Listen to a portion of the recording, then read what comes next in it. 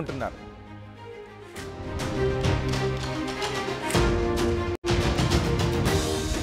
మా ప్రతినిధి కృష్ణమోహన్ రాజేష్ కూడా ఏ కన్వెన్షన్ దగ్గరే ఉన్నారు. ఎమ్మెల్యేలతో మాట్లాడుతున్నప్పుడు చాలా ఆనందాన్ని వ్యక్తం చేస్తూ ఉన్నారు.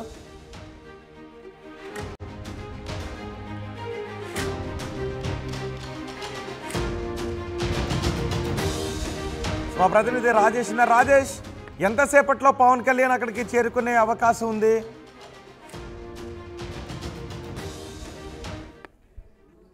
మంత్రులు ఏంటనేది, ఎందుకంటే ఆయనకు అనుభవం ఉంది, అన్నీ తెలుసు కాబట్టి ఆయన అన్ని ఆలోచించి ఒక నిర్ణయం తీసుకుంటారు. Right sir, thank you.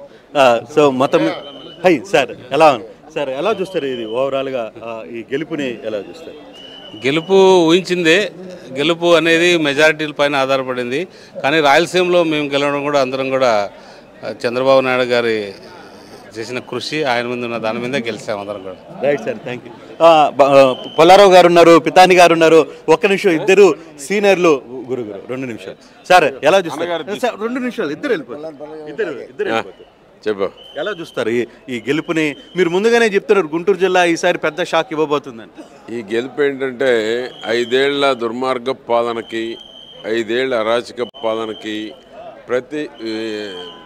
సాధించిన స్వాతంత్రాన్ని హరించినటువంటి జగన్మోహన్ రెడ్డికి, నాసిరకం మందుతో పేదవాడి ప్రాణాలు బలిగొన్నటువంటి జగన్మోహన్ రెడ్డికి, అన్నిటికీ మించి ప్రజల ఆస్తులు కాజేసే టైటిలింగ్ చట్టాన్ని తీసుకొచ్చినటువంటి జగన్మోహన్ రెడ్డికి బుద్ధి చెప్పినటువంటి ఎన్నికల తీర్పు ఇది.